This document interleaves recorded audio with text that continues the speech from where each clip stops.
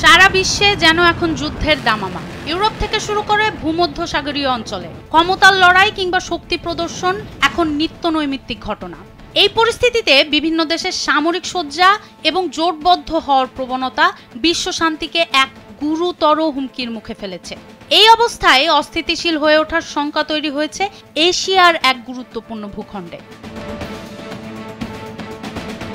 Black moon নামে একটি হ্যাকটিভিস্ট গ্রুপের ফাঁস হওয়া ৮০০ পৃষ্ঠার গোপন নথিপত্রে এমন চাঞ্চল্যকর তথ্য উঠে এসেছে বলে দাবি করেছে রয়্যাল ইউনাইটেড সার্ভিসেস ইনস্টিটিউট বা রুশি।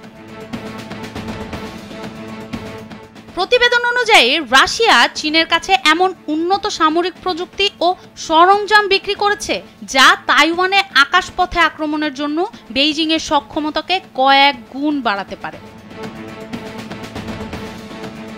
ফাঁস হওয়া নথিগুলোতে রাশিয়া ও চীনের উচ্চ পর্যায়ের বৈঠক, আর্থিক লেনদেন এবং উচ্চতায় প্যারাশুট ব্যবস্থাপনা ও উভচর আক্রমণ যানবাহনের মতো গুরুত্বপূর্ণ সরঞ্জামের বিস্তারিত উল্লেখ আছে।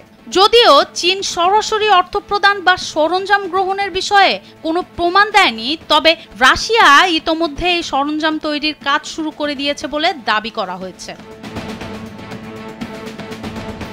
রুশির প্রতিবেদন অনুযায়ী এই সামরিক সহায়তা চীনের প্যারাট্রুপার সক্ষমতা বাড়ানোর একটি সুপরিকল্পিত অংশ, যদিও নথিগুলোতে তাইওয়ানের নাম সরাসরি উল্লেখ নেই। প্রতিবেদনের লেখক ওলেকজান্ডার দানিলিউক ও জ্যাক ওয়াটলিং মনে করেন, রাশিয়ার যুদ্ধ অভিজ্ঞতা থেকে প্রাপ্ত কমান্ড, কন্ট্রোল ও প্রশিক্ষণের জ্ঞান চীনের নবীন প্যারাট্রুপার ইউনিটকে তাদের আকাশপথ আক্রমণ সক্ষমতা ১০ থেকে ১৫ বছর আগেই অর্জনে সাহায্য করতে পারে।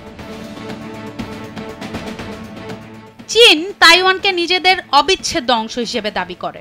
যুক্তরাষ্ট্রের গোয়েন্দা বিশ্লেষণ বলছে, প্রেসিডেন্ট শি জিনপিং চীনের সেনাবাহিনীকে ২০২৭ সালের মধ্যে তাইওয়ান আক্রমণের জন্য প্রস্তুত থাকার নির্দেশ দিয়েছেন। তবে এই সামরিক সহযোগিতা ও প্রস্তুতি নিয়ে চীন, রাশিয়া বা তাইওয়ানের কেউই এখনো পর্যন্ত কোনো মন্তব্য করেনি।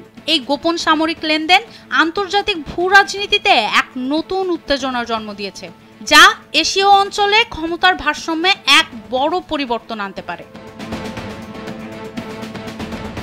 সনম সিদ্দিকী, কালবেলা।